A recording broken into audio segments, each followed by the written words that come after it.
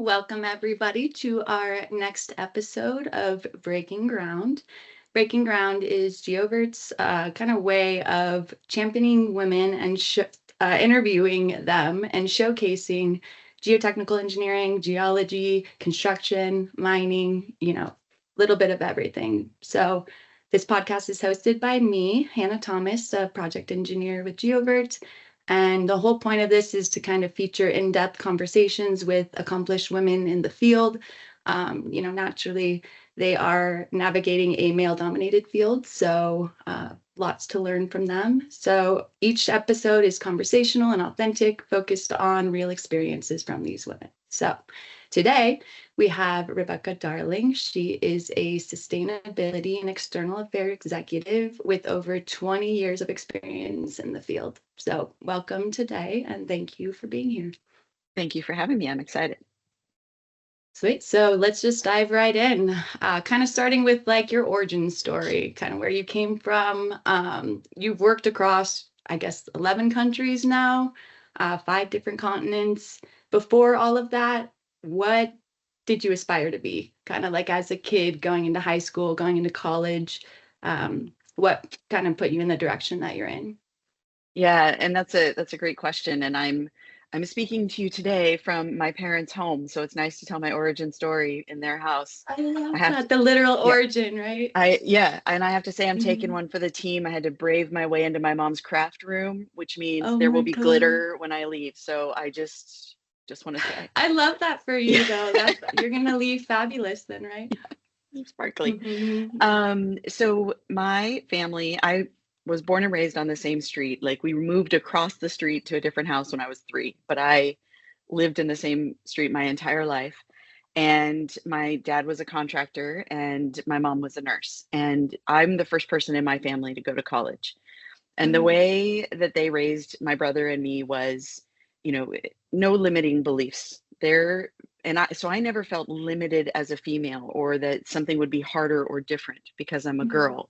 It was, but there was a very heavy focus on education. Education is the key to choice. So it wasn't you should be this or that job or profession. It was get an education, then you get to decide. And you get unlimited opportunities then, yeah. Yeah. Mm-hmm. And so, but my family, and I should say, my family also doesn't believe in living beyond their means. And so we always had used cars because my parents would pay cash for a car. So we always had older used cars. I have one And myself, I get it. right. And so when it came time for college, because we had never, as a family, no one in the family had ever navigated applying for College. loans, Yeah. scholarships, applying for college, any of that. And Mm-hmm. so my parents busted their butts to put my brother and I through private schools. We went through high school. And so I got a top-notch education and it was fantastic. And being in an all-girls environment at that age, I think is amazing. The leadership development, the support, everything else is so incredible. Yeah, camaraderie and Yeah. And I'm still close friends with my circle of friends from high school. oh. Yeah. So, but we didn't know how to navigate college. So, and then when we looked at I applied and I got into everywhere I applied, but it was like these big numbers. And my parents we don't have that, Mm-hmm. and they didn't want me to come out in debt. So they made me go to a junior college. So I am what I call a 2 and 2. So my best friend Wow. went off to Harvard and got to have the Wow. college experience. And I'm sitting at home living At a 5 miles from my junior school college, at a yeah. junior college.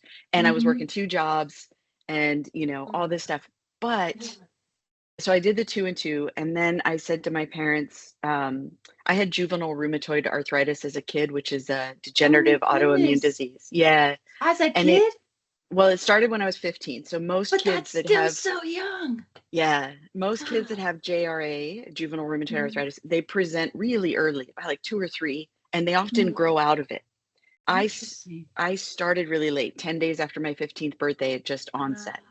So it fundamentally changed like my teen years and all this other stuff, and we yeah. won't spend a ton of time on that. No, I get But as an my autoimmune myself, like yeah, I get it. It changes it's everything. it changes everything. And so so my parents said, we want you to live at home and go to school so you don't get debt. And I said, okay, fine. But at this point, remember, have only moved across the street. our holidays as kids were going camping, which was amazing, but that was like 2 or 3 hours away. I Yeah, just so you hadn't were not seen leaving home much. much. Yeah. Yeah. So with my arthritis, it was getting worse. And my doctor said, there's a good chance you'll be in a wheelchair by the time you're 30. Oh, And I I was didn't like, know well, this about hell, you. Wow. I got some stuff to do. Yeah. So I went home to my parents. I was like in my second to last, like my second year of junior college, on track to transfer to Davis University, UC Davis, so I could still Oh, live at home yeah, and yeah. not get any debt. Mm-hmm. And I came home and I said, I saw two posters in the counselor's office today, the guidance counselor. And one is for a cruise ship, like jobs on a cruise ship, and Yeah. the other is for a junior year abroad. And I said to my mom and dad, I'm doing one or the other. I got to get up out of here and see something. Yeah. Because if I'm going to be in a wheelchair, it's not that I can't see anything. People in wheelchairs do amazing things, Yeah, but it but it's limits going to you be a little harder. bit. Yeah. Yeah, it does limit you. So my parents said, please don't do the cruise ship. Like, you're so, you're on track to do, get through college. You'll never come back. Please Yeah, don't do the cruise right. ship. Like that's not a great one to start with. Don't do No. that. So I said, I have $5,000 in my bank Mhm. account that I'd saved for birthdays and everything else. Yeah. And the year abroad was 10 grand. And my parents said, we'll pay the other half. So I To did, I keep mean, you this from the was cruise. a long time ago. Yeah. Mhm. So I did a junior year abroad in England. And while I was there, like, I did a Eurail pass and traveled around Europe in the spring break and did all Yeah. this stuff. And I was like, oh my God, there's a whole world out there. That you didn't know existed until you were Yeah. there. Mhm. I had a flatmate who was Italian. And so we went to Italy, like, Oh my all this stuff. goodness. Yeah. What a So way to frankly, open your eyes to the it entire world all at just, once. Yeah. so it blew my mind. I've been traveling more or less ever since, Mhm. with a traveler mindset. So I Yeah. came home, finished university, finished college, got my bachelor's degree, and I was like, and I'm out of here again. Actually, I took a semester off, moved to England and Ireland, and waited tables in bars and restaurants for 6 months. Then I came back and Oh finished. my God. Finished my bachelor's degree, and I was like, should I do the Peace Corps or should I do this thing called Japanese exchange and teaching, which is going over to Japan and teaching English? Yeah. Wait, The so JET you got your program. bachelor's in government then? Hmm. Okay, and keep going. And so I went to Japan, spent a Mhm. couple years there. It was amazing. And when I was on school breaks, I was teaching at a girls' high school. I would travel. So I went to China, Indonesia. I did an around the world trip. Gotcha. I did, I did all these things in between in the school breaks. So that was incredible. And then I wasn't done. So I Yeah. went from Japan, I went to Indonesia and lived there for a year teaching English and working with Mhm. street kids. Mhm. Came home. Where did I go after Indonesia? I worked for a little while. Mhm. Anyway, then so over time I lived in India, Greece, Egypt, Lebanon. Egypt. Yeah, so I Egypt. traveled around and I would come home, and this gets to the government degree. Yeah. So ever since I was a little girl, my dad would take me to the polls with him to vote. Oh, the So polls. every Yeah. election cycle. So, Yeah, and it's I funny mean, when I you say remember that him, everyone is like, what do you the actually polls. mean by Yeah. that? Yeah, right. But I Oh, know exactly what you mean because I worked the polls myself. So I right. get it. Uh-huh. And I remember, like, I remember him carrying me in his arm, and like, the little, where they push the, what's it called, a chat or what, when you Mhm. vote and you push the thing in. Uh-huh. And then apparently, as the story goes from my dad, when I was 7, I told him how he should vote. And he was like, oh, At like this is a 7. real thing. Wow. You are Yeah. ahead of the game, Right. huh? Yeah. So Only 10 but I was years. very into like politics and policy and how it System. impacts people, like from a very young age. So See, for you to government care just at that seemed point is natural. kind of incredible, I think. Yeah. Most of the time, Well, kids are like not interested in that kind of thing. I think it says more about me being opinionated and maybe preemptively going to be a boss, like just A telling boss, people. yeah, boss. Yeah, yeah, yeah. Well, and like a justice kind of like fighter. I could see that. I think Yeah. I can relate a little bit where I wasn't even able to vote, but I was still working the polls because I was just Yes. so into it. And the more I learned about how much conflict is involved, the less into it I got, I think. But Yeah. I think that really did show kind of early that you were interested and passionate about that. And it's kind of crazy to think about that you ended up, where you are, even if it's not, doing exactly like politics, it's still policy, which I think Yeah. is more fun.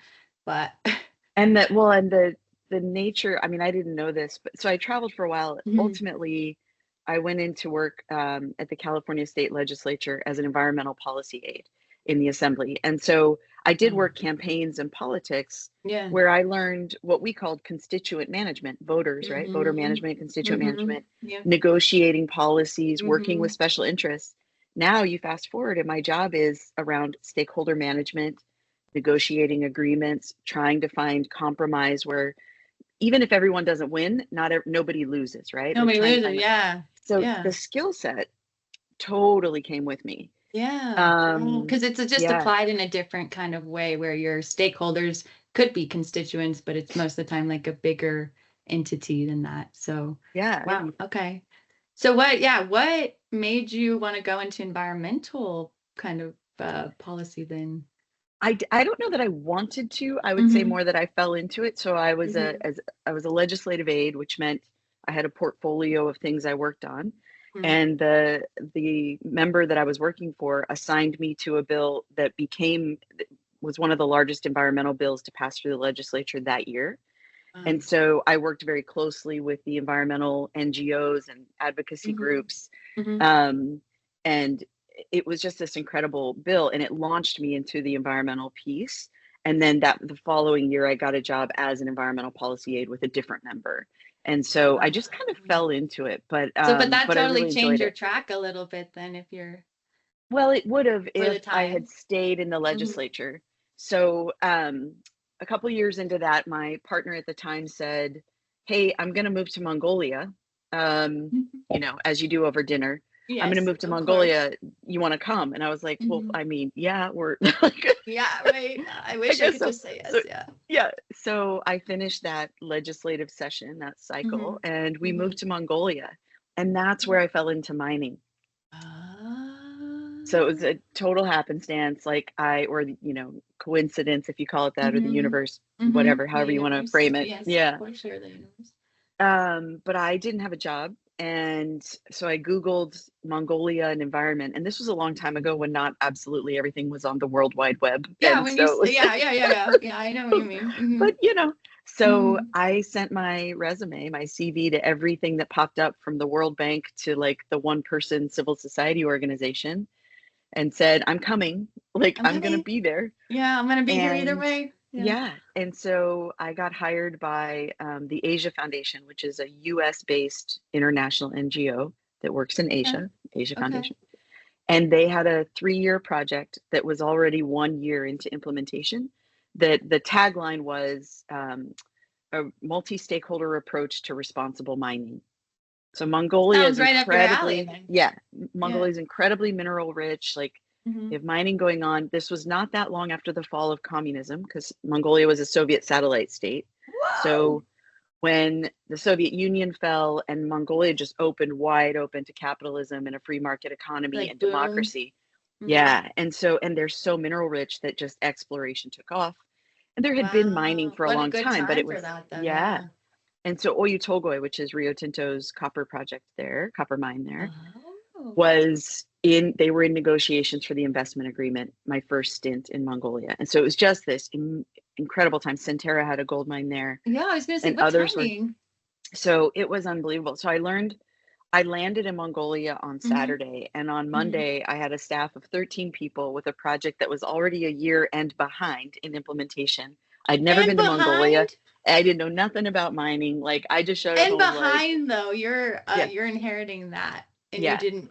Wow. So how yeah. did you manage that? Because it's kind of like you're thrown to the wolves a little bit, it sounds like. Yeah, and my boss was great in many ways, but it was baptism by fire. He pushed you into the fire and said, "Call me when Yeah, think it's you're being gonna thrown. die." Yeah, you So, sink or swim, right? so Like, yeah. mhm, So I mean, I lost a lot of weight and mhm. I was very stressed. And I mean, this may be TMI for the podcast, but like didn't have a menstrual cycle for 9 months. Like I was No, that stressed out. that means Like something is wrong. it was like legit. Hmm. But I loved it. I was having a great time. I was learning about Mongolia and international development and mining Yeah, all at the cultures. same time. Hmm. It was incredible. We did such great work. My team was amazing. Hmm. Just really good people. So we did that for a couple of years, Hmm. and I started to make connections, obviously, in the mining sector then, Hmm. right? And then the project finished as they do in international development. The Yeah, funding is done, it's yeah. finished. Well, big economic recession, the global recession had started, Oh, that was and 2008. yeah, there just Yeah. wasn't Oh, hell anything to no. do. Mm-mm. So I had applied for a job, and note to folks who are considering onward education or graduate school. Yeah. So I did my bachelor's degree, but did not, frankly, I didn't really know what a master's degree was. It wasn't part of our vernacular. Like, I knew about Oh, law school, I knew about yeah. medical school. I didn't know this other piece of higher ed. Yeah. Yeah. And so I applied for a role that would have been based in Beijing. They flew me to Beijing for the interview. I was one of the final two candidates. Wow. I crushed that interview. I walked out, I was like, we are so moving to Beijing. Like, I know I got that job. And then I get the call, we're going to go with someone else. No. Yeah. And I was like, but, you know, and the woman said, I said, look, I got to know because I felt so good about that interview. What Yeah, like happened? what went wrong? Yeah. And she said, I'm really not supposed to say, but let me tell you that it was you and this other person. The hiring committee loved you both. They were so struggling. They didn't know what to do. And they found one thing that differentiated him from you, and that was that he had a master's degree. Ah, And I was no. like, I don't really know what that is, Yeah, but you're I'm like, gonna get what? one. Yeah, I'm gonna now I'm get gonna one. go and I'm not gonna let this happen again. I get that. Exactly. So I spent a third year in Mongolia. I got a consulting gig for a USAID project. So I was a day rate consultant. It was way less stressful. It was easy peasy. And I was a policy and advocacy specialist for this program. That was a cool gig. It was one of the coolest gigs I've Yeah. ever had. But while I did that, I applied for grad school, took the GRE in Mongolia on paper. It was one of the last places in the world that's on paper. Wow. Yeah. I feel like I didn't know when that switched over, but it feels like it would have been a while ago. Most places were already on computers, but this was Yeah. on paper. Wow, good So for I took you. like a, GRE prep course online, Mm-hmm. all that stuff. So I Mm-hmm. applied for grad school, got into grad school, and then moved back to the US Mm-hmm. to New York, upstate New York Mm-hmm. to, or central New York to go to Cornell. So Yeah. that's after 3 years away, came back, did my master's degree. Well, that's kind of And like your Harvard, basically. It's like I feel yeah, I like got it's my better to Harvard. kind of It was a little arrive later. later when you Yeah, know actually what you want to do than show up and get into 60K a debt and then switch when you're done. So I exactly. think you did it the right way. It was Totally. great, and I had a bunch of life under my belt, right? So I knew more of what I wanted, what I didn't want, Yeah, why I I was mean, to there. choose that at like, I mean, you go to college at 18 a lot of the time, and then you graduate at 22, and then you're choosing a master's or PhD after that. Like, I am still a child in my mind. I don't know what I want to do, especially if you haven't been out there in the world experiencing what it's like to actually work in that field. So to spend even more money or time on something that you've not even felt what that is like when you're actually experiencing it, because everything in school is mostly theory. And a lot Yeah, of the times they don't show you what it's like until you're out there and you learn a lot on the job anyways. So I think that's nice to have like internships for that reason because you get a little bit of a totally. glimpse. And But like even capstone then, projects are good. but even Yeah. then, like we kind of barely had that even at Mines, and I think they've changed that since then. But I I think think just a lot of having universities are trying to mingle in more practical. they should But though. That's like how you know. And I think that's kind of what my big problem with school was like, oh, it was all theory. So when I what does first this learned that, mean for I me? couldn't Yeah. apply it. And then now Yeah. I'll go out into the workforce and then take an open pit class. And I'm like, wow, this actually makes sense. I'm not a bad student. I just was not interested if I couldn't even begin to visualize why Like it mattered. connect it. Yeah. Yeah, So you're exactly. doing some onward education now, right? You're taking Hmm. classes. What are you Yeah. doing? I just did an open pit class with the University of Arizona because we were, trying to get more into the mining space, and that's not something I'm super familiar with. But having taken that class now, like I felt like I was taking notes, and I did not used to do that in school because I actually cared about what I was learning. Yes. You know what I mean? And that just goes to show I did have ADHD back then. I still do, but I think that just didn't help with it not being practical, hands-on to where I could apply it. Because even if we did go do core or logging, it wasn't it coming out of the ground when a lot of what we did right out of school is on a rig that is shooting it out rapidly. And you don't want to be someone that doesn't know what they're doing because it's embarrassing. So Yeah. yeah, I really do think it helps to wait a little bit and find out more about who you are and what makes you tick and what you're passionate about before you either spend your money or your parents' money. Like I had to spend my own money, so I'm so cautious about choosing to go back now because of that. But Yeah. I really think the way that you did it with going to a junior college and then kind of getting a better, idea of what you wanted to do and save that money and live close to home, especially with our arthritis, like even without that. I think people need to know that that is a solid option and that it's nothing to be ashamed of or anything because your best friend goes to Harvard, and then you go to a junior college and pay 100% less than what they're paying at Harvard. So, and Mines does that now where they're actually making it really easy for like Red Rocks or any community college to transfer directly into Good. it. So you're doing 2 years there, 2 years here. And those people actually do pretty well. Like they are not just sent to Mines to fail. It's actually like, no, they're prepared well enough to transition and you're paying half as much as That's you would. great. I didn't know about that. That's awesome. Yeah, it's kind of, I mean, they've been building that program out, but really just, I think even hearing you talk about that now, like, I hope people know that, like, you're so successful, you're killing it. And that's the route that you went at first. And there is nothing wrong with that.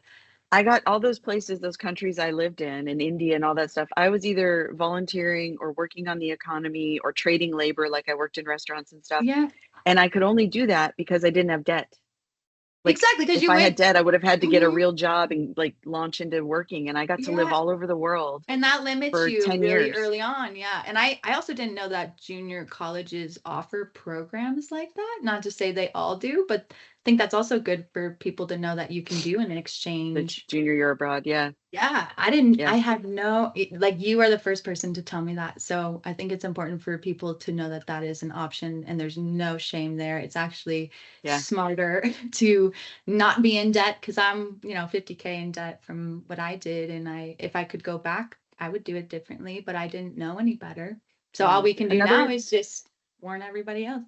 shout out to my Mhm. parents, and they're two amazing humans. I'm so grateful for them in Yeah. so many ways, but Yeah. one of the many things they did for me was countless things is when I was in junior college, they made me pay rent at the house Oh, and so it was so you were $100. kind So of having a soft I intro was into the world though. yeah, and so Yeah. like I had to pay my car insurance and Hmm.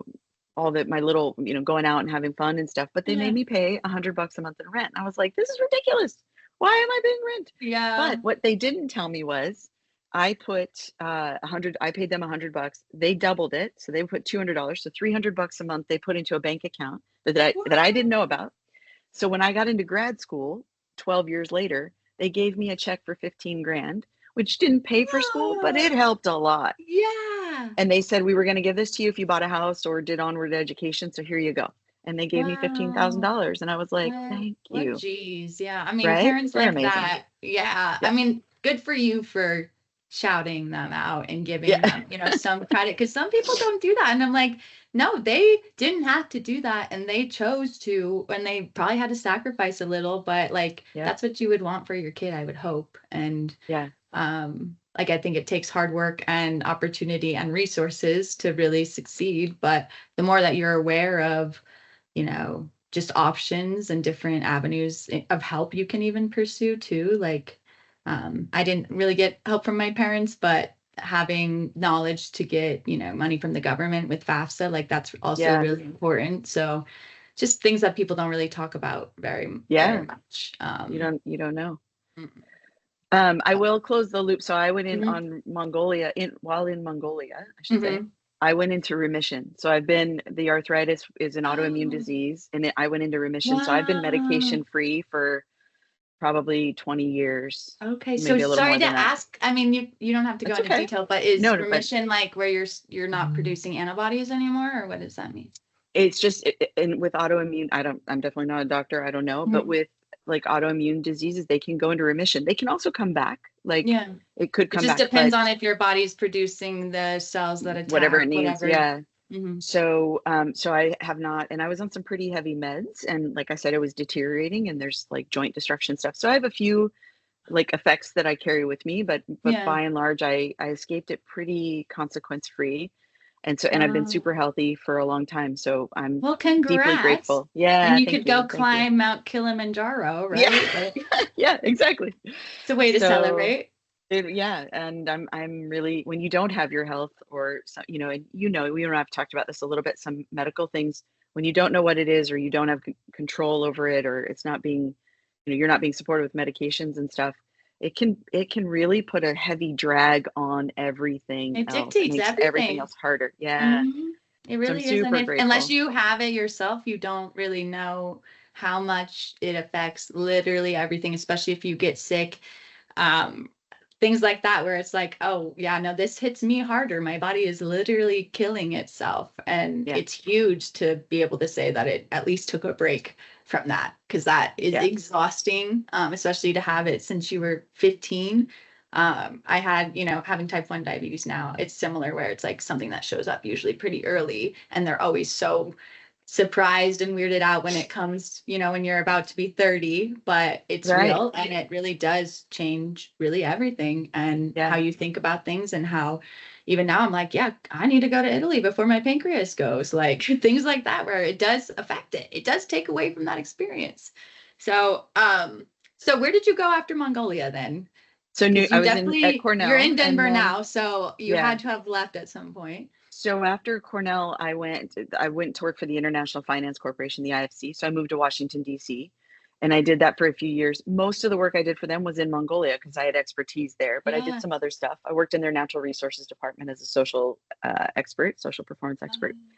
And then Rio Tinto came, and this is when one of my mentors said, Rebecca, you really need to go inside the industry to understand it before you're a consultant to the industry. Like, it's better if Makes you work. sense. Yeah, Yeah. you learn So, from the inside out. Mm-hmm. right. Then you can be more value add as a Mm-hmm. consultant, right? Mm-hmm. So I waited and I put it out to the universe and was like, whenever you're ready. And so Yeah, Rio I'm Tinto ready. approached me about being a communities and social performance, is what they call it, manager at Resolution Copper in Wow. Arizona. So I Yeah. moved from DC. Well, actually, I moved back to New York for a little while. Then I went to Arizona, and I did Wow. that. And they were at the front end of their NEPA process, their permitting Mm-hmm. process. Mm-hmm. So I got to do some really cool work in the communities that was aligned with that time for the project. And I really got to learn This, about JVs because Resolution Rio Tinto is a JV with BHP. And like so joint venture.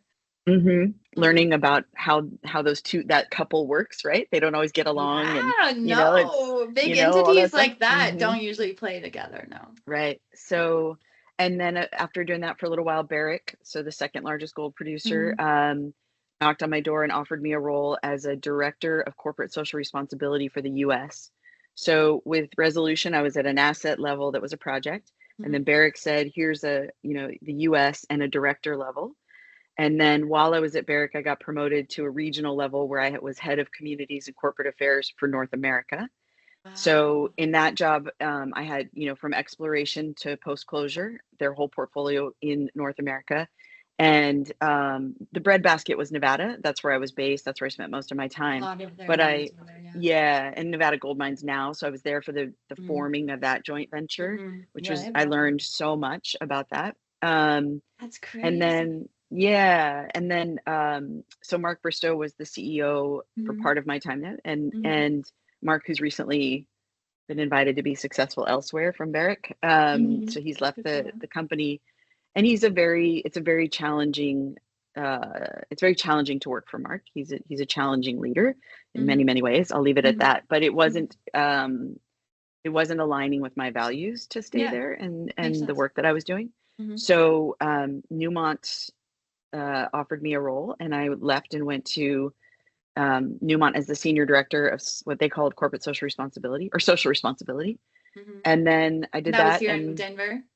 in Denver. And Mm-hmm. then, but I had a global remit, which was cool. So I went back from North America, I went back to a global space. So, Papua New Guinea, Suriname, Yeah, Peru, that's like your, Argentina, I feel like your Mexico. sweet spot, Oh, not it like was my after you're jam. traveling. Yeah. Australia, all of that. And Mm-hmm. then I got promoted to the group head of social performance, which was really cool. So Newmont's a little over 100 years, and in the first time for them, they decoupled social performance from external affairs, and they gave it its own executive, and that was me. I was the first one to do it. Ooh. So immediately on the SLT, it was probably a couple jump on the rung on the ladder for me. It was very I just learned so much about being an executive, right? So I came from, on the ground community Mm-hmm. engagement and worked my way up to this role. And so it was really cool to learn about that executive side of things, Mm-hmm. but having that other background with me. So Yeah. I did that for about 18 months, and then Newmont reorged, and they recoupled external affairs and social performance and put it back under one executive. Mm-hmm. So my role was eliminated. Mm-hmm. And they've brought on a new person who's got that bigger portfolio, and she's Okay. amazing, and she's going to do Yeah. great work. And I'm so grateful that somebody so good is in that spot, because I care Takes very probably, deeply. I mean, to have to do both of those things well takes a very special person, because I think they're kind of separate issues, but yeah, I don't know. Yeah. I could see how they're So grouped together, but also separate too. yeah. So that's my career path. Sorry, that's a long story, but when you're 50, No. you got lots of things you've been doing. Yeah, no, that's, I think I was kind of like I feel like, it's one thing to showcase like the issues that we all deal with as women.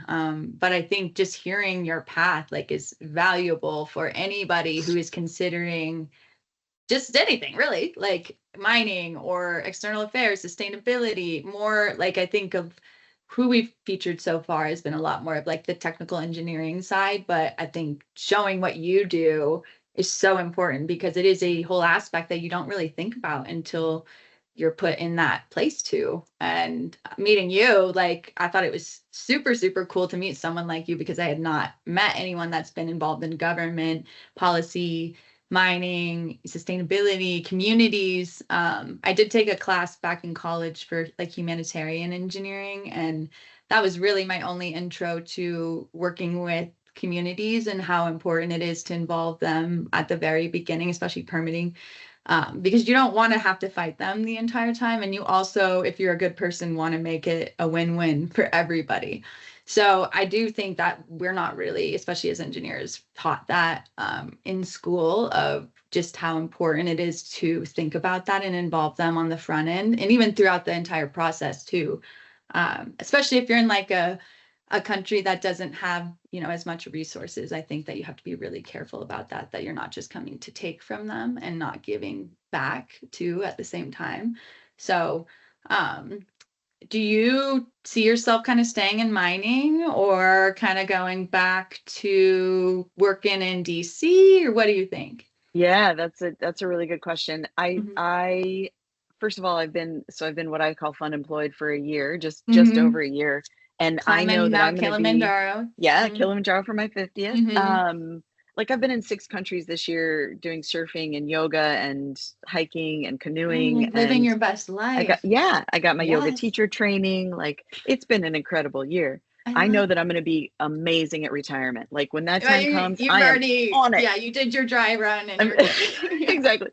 But also like I'm not ready yet. I still have a lot of Mhm. fire in my belly, and Oh, yeah, I can tell. It's got to go yeah, somewhere, right? Yeah. I love what I do. I love what I Mhm. do. And so I know that I want to go back, and I don't want to be a consultant. A lot of people were laid off from Newmont at the same time, and a lot of folks in the mining industry, there's a big shuffle happening. So, and many folks are putting out their shingle and doing consulting, which I think is great.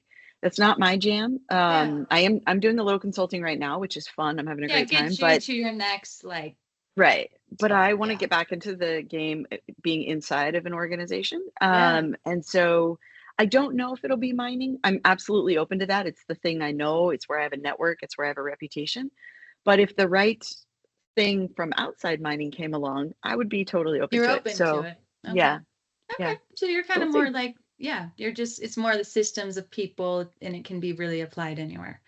Yeah. I think that makes the most sense to me. So just thinking about like the next generation of women coming after you, and maybe, going the route that you did, or not, what do you want them to know kind of entering like even the mining space or policy, any of that, wherever you feel like you want to answer that works. Yeah, like I was listening to a podcast, and this is a podcast, and we all have Mhm. friends who are doing podcasts. And so I share my love, and I try to listen to, Yeah. rotating around. And I was Hell listening yeah. to one the other day that Beth Brody does, and I think it's Brody, anyway. Mhm. And it's an amazing podcast, and she's gonna be mad at me if she listens to this, because I've just now forgotten what it's called. I think, shoot. We can always shout Um, out later too. Okay, Yeah. please, Yeah. because that's Hmm. terrible of me to Hmm. not remember. Anyway, I was We can listening to it, shout out. and Beth said something that was awesome. She said, um, I'm the CEO of my career. Like I am the CEO of my career. And it was so interesting. And then the other piece of the theme of this particular episode was around, don't find your value or your worth, don't tie that to your job. Mhm. And I will say one thing I've learned in this last year of being fun employed is that Mhm. my identity was tied very closely to my job because I love my work. I work really hard. I lean 1,000% in Yes, nonstop. I can relate. And Mhm. then when you don't have a job and people say, "Well, what do you do?" or "Who are you with?" and you're Who like, are you even? You're like, "I don't know. You tell me." right. Yeah. And so I've realized in the last year, one, that I always have been, but I never put it this way, the CEO of my own career, one. Mhm. So I guess my point to that is like, don't feel like you are at the whim of others or of businesses. You're in charge. Even if it doesn't always feel that way and you may not be exactly where you want to be, or you don't even know exactly where you want to be, Mhm. you're still in charge of you. Yeah, you have So the that authority part, and that yeah, autonomy, but a lot of people don't realize that they do, and they just try to, like, be picked basically, but it's like, no, you get to dictate that, and yes, you do maybe have to choose a job for a little bit that you don't love, but that's not the end all be all, and if I think if you keep that big picture in your head of being your own CEO and dictating where you end up in the end and the attitude you have about it too, I think that's everything because it's tough to not know your next steps of like what your future yeah. looks like, but as long as you know that you're going to dictate that, I think that's what matters because you're And carrying that energy into it. wherever you are, evaluating what you have control over and what you want to stay and what you want to go or what you want to change. So Yeah. having Yeah. that agency, giving yourself and Mhm. appreciating that you have that agency. That's one. And then Mhm. the other one is that the lesson that I've learned over the last year is I love my work. I'll always talk about it. I'll bore people if they say, "Yeah, I want Yeah. to hear about your work." I'm like, "Watch Mhm. out, because I'm going to Yeah, talk about it." yeah, careful what you wish But for. it's not all of me, right? And it's Mhm. definitely it's not even the most interesting thing about me. And Yeah. so trying to, and I wouldn't say work life balance because that's a weird term, but like just don't lose who you are for the sake of Yeah. it, your job. Or for And anything else really, but especially your job because we do at least 8 hours a day of that. I think it's at really least, easy yeah. to let that dictate your life, your energy, your identity, your, really just, yeah, who you think you are. So I think that's great advice, and I also have recently kinda had to check myself a little bit to be like, "Oh, yeah, it is really easy to tie, validation and all of that to your work, especially if you are, public facing or people facing, because the, validation you get from that, if you start to rely on that, it is really hard to go without it. I feel like it's the Mm. same thing of like an athlete getting hurt and then they're like, I don't know what to do with my time. I What don't know am who I I now? am. Yeah. Yeah, like, and I've had that happen too. So I've kind of had to reconnect to doing things again that I love, finding hobbies that bring me joy, Yeah. realizing that like you're not going to love work, but you also shouldn't hate it. Because if you don't have the energy to even do your hobbies, I think that that is a very big red flag that something is taking too much energy and you do need to replenish that. So I think that's great advice for anybody coming into it for sure.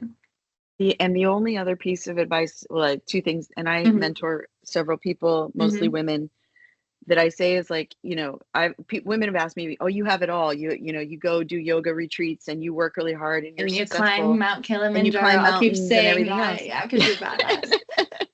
But what I say is like, I also don't have children. I don't even have a pet because I travel so much.